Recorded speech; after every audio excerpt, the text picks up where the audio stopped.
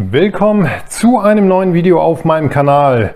Heute lasse ich mal ein bisschen das Jahr Revue passieren und rede mal über die Platten, die ich mir dieses Jahr geholt habe und die dieses Jahr rausgekommen sind, die für mich so die Highlights sind. Und ja, ich zeige euch mal die Platten, die ich als meine Highlights kauftechnisch von diesem Jahr so sehe. Ich habe jetzt keine Top 10 gemacht, auch keine Top 5. Ich zeige euch einfach ein paar Platten, die mir ja, dieses Jahr eine Menge bedeutet haben, dass ich sie einfach bekommen habe. Dann starten wir nach dem Intro.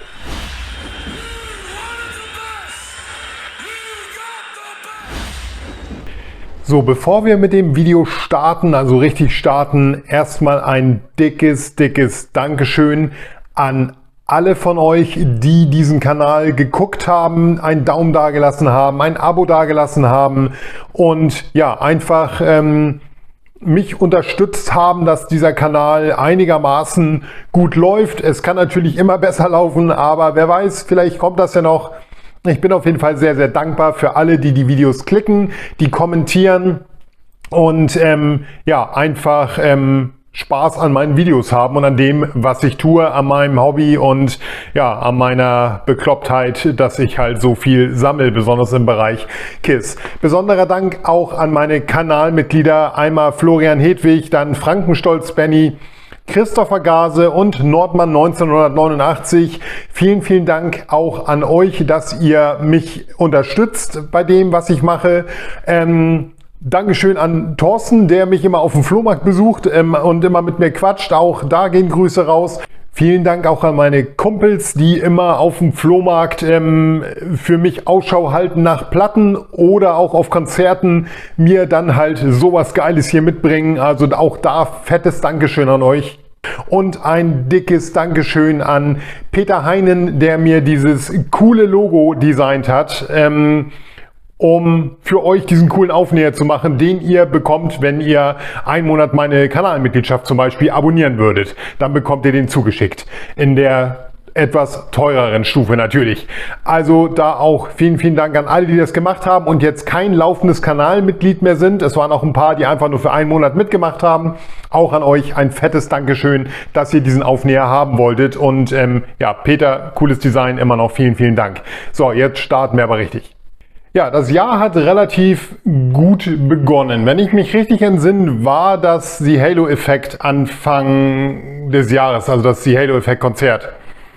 Da hatte ich ja das Interview mit Niklas Englund. Das hatte zwar nichts mit Vinyl zu tun in dem Sinne, aber es war für mich so ein Start, einen Fuß reinzukriegen, dass ich vielleicht in Zukunft auch mehr Interviews mit Bands machen werde. Hauptsächlich auch ein bisschen über Vinyl mit den Leuten plaudern. Sammeln die selber? Was bringen sie demnächst so raus? Liegt ihnen viel Wert daran, dass sie überhaupt Vinyl produzieren und all sowas halt mit Bands ja, hoffentlich besprechen können. Und unter anderem habe ich da hier jetzt mal so exemplarisch, es gibt ja auf Konzerten oftmals jetzt unterschriebenes Vinyl zu kaufen. Ich war leider nicht auf dem Konzert von Dark Tranquillity, aber ein Kumpel von mir hält immer Ausschau nach signierten Scheiben und hat mir halt die hier mitgebracht. Da ich wirklich ein riesen Dark Tranquillity Fan bin, ja, finde ich es halt sehr cool, eine signierte Scheibe von End Time Signals zu haben, weil das ist auch ein grandioses Album und ich habe sie jetzt signiert, deswegen auf jeden Fall dieses Jahr eines meiner Highlights, was ich bekommen habe. Gehen wir weiter zu signierten Vinyl und damit auch verbunden Interviews. Und das war dieses Jahr definitiv dann mein Interview mit Dominik von Cypcore auf dem Wacken Festival. Er war so nett und hat mir die ganze Scheibe signieren lassen. Ich hatte da wirklich ein cooles Interview mit ihm, cooler Typ, Grüße gehen raus, falls du das siehst. Und ja, das auf jeden Fall auch hier ein Album, was ich erst so dieses Jahr entdeckt habe. Cypcore hatte ich vorher nicht ganz so viel Berührung mit. Großartiges Album, deswegen das zähle ich mal mit, eigentlich so ein bisschen, obwohl es nicht dieses Jahr erschienen ist, aber zu meiner ja, Top 5, Top 3, wie auch immer man es jetzt nennen mag, der Alben, die ich dieses Jahr für mich entdeckt habe. Und da ist Cypcore Make Me Real auf jeden Fall ganz weit vorne.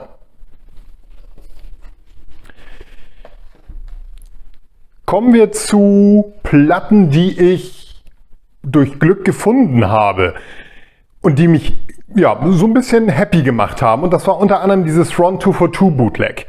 Ist ein Live-Bootleg, super rar und nicht billig. Und ich war ja in, wie hieß denn das so in Gelsenkirchen? Ich glaube Gelsenkirchen, zur Toyplosion, so eine Figurenbörse, und war da in einem Plattenladen, weil wir Zeit hatten, und da lag dieses Teil, da hing dieses Teil an der Wand. Und ist ein Fund, den man, ja, mit dem man nicht gerechnet hat, der einen glücklich macht, so ein seltenes Album zu bekommen und ja, das Ganze auch im Top-Zustand. Deswegen hier auf jeden Fall eins meiner Highlights dieses Jahr, was ich so durch Zufall in die Hände bekommen habe. Kommen wir zur Rubrik. Ich weiß gar nicht, ob es von diesem Jahr war, aber ich bin mir sicher, es war von diesem Jahr. Das Jahr ist so gerannt, dass man manchmal da wirklich ins Straucheln kommt. Kommen wir zur Rubrik Schallplatten, die ich schon lange gesucht habe und versucht habe, zu einem erschwinglichen Preis zu kriegen.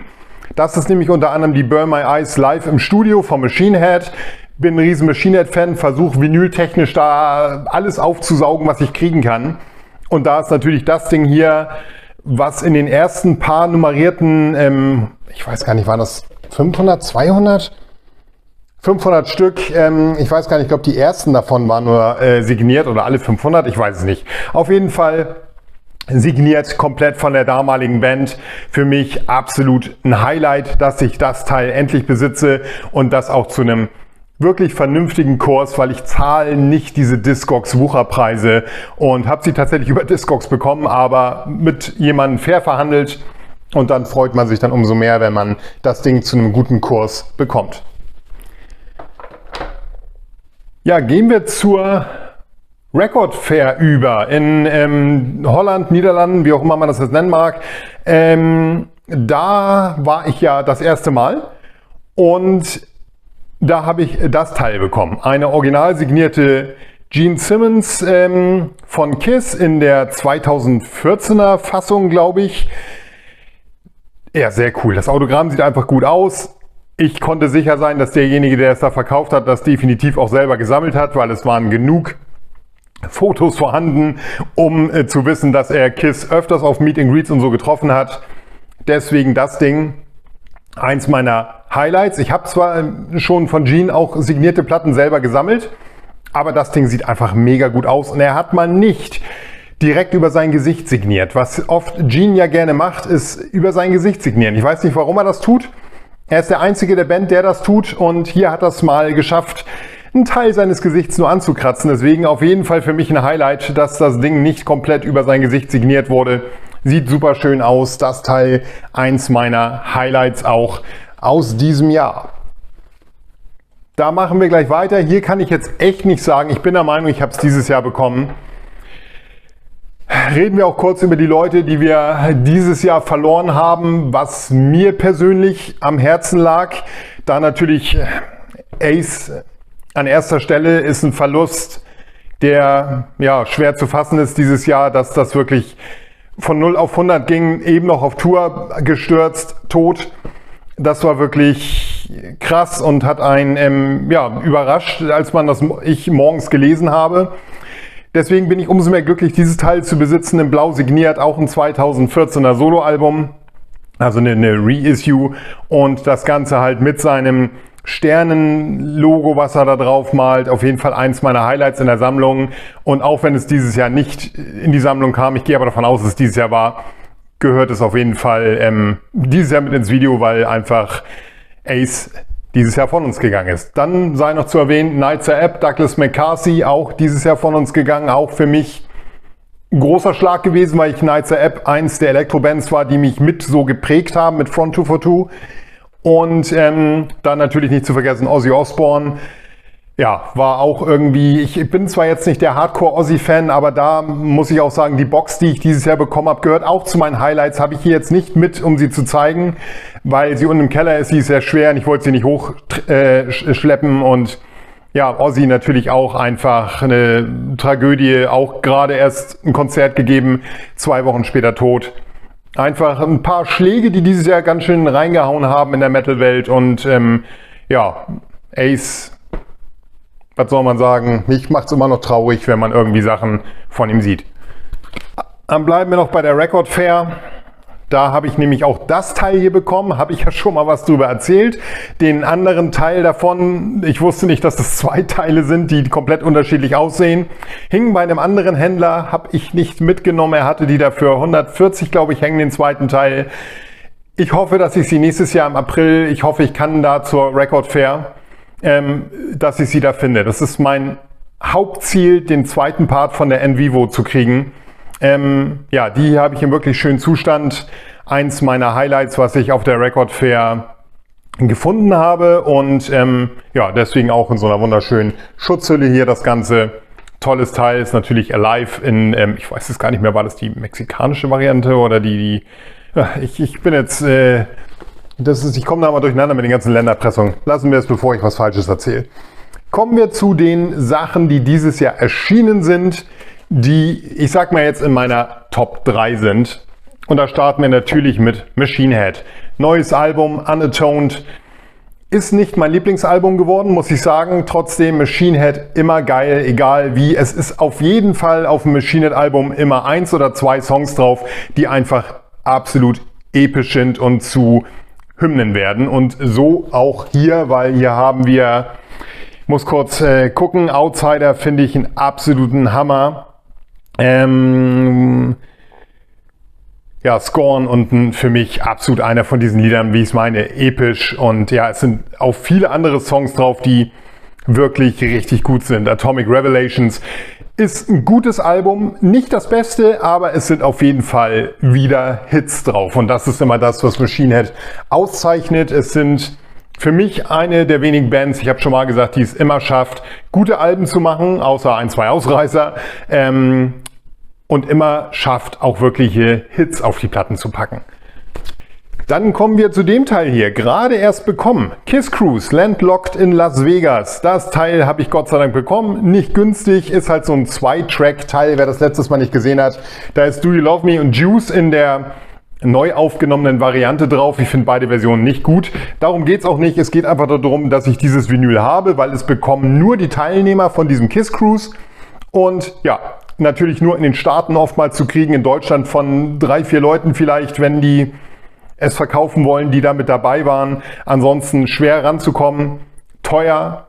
Ich habe sie und bin glücklich, dass ich das komplettieren konnte, weil ich besitze jetzt alle offiziellen Kiss Cruise Scheiben, die rausgekommen sind auf diesen Kiss Cruise als Beilage für die Teilnehmer. Sehr geil, auf jeden Fall das eins der Platten, die ich dieses Jahr wirklich sehr feier.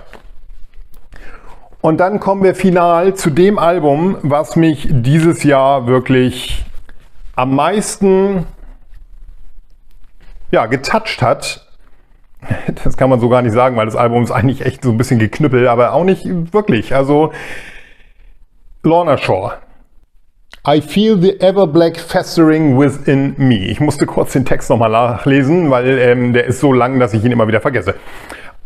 Das Album, was dieses Jahr für mich Top 1 ist. Ich hatte mit Lorna Shore absolut keine Berührung. Habe irgendwann ein Lied angezeigt bekommen bei YouTube, habe da reingeklickt, dann kam dieses Geknüppel der Drums mit einem plötzlich relativ geilen, melodiösen Part hinterher und ich dachte mir so, boah, wenn die das immer so machen würden ohne das Geknüppel, wäre das echt eine geile Band.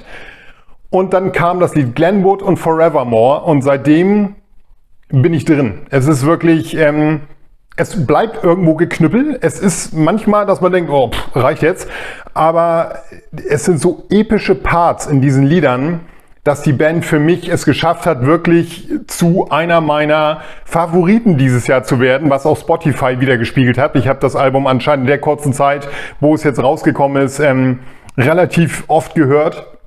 Und Glenwood und Forevermore, genau wie Unbreakable, gehören zu echt den Top-Metal-Liedern im Death-Metal-Bereich. Ist ja Deathcore, oder wie man es nennt, die ich wirklich wahrscheinlich auch in 20 Jahren noch hören werde.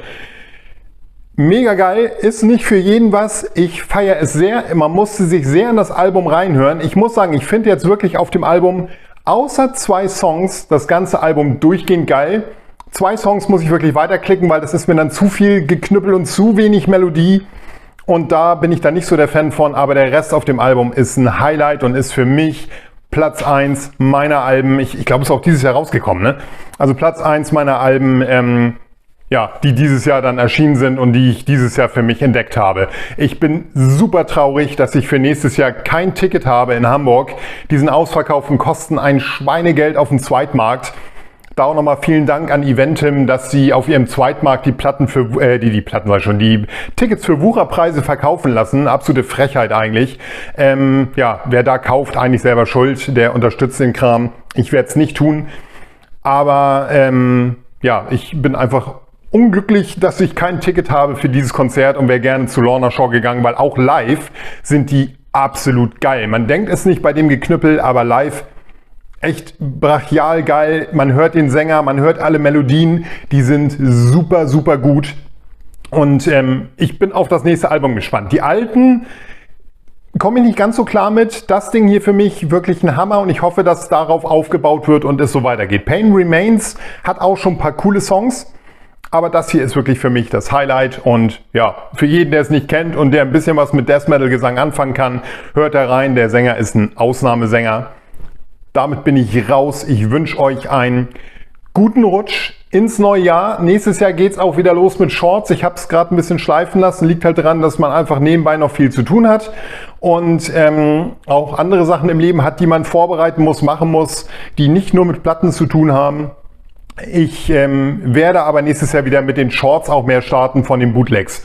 Da wird wieder mehr kommen, versprochen.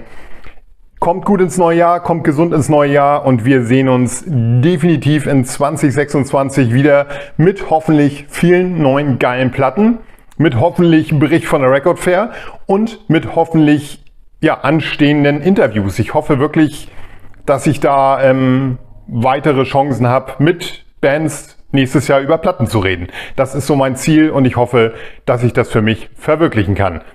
Bis dahin, keep on rockin'. Guten Rutsch. Tschüss.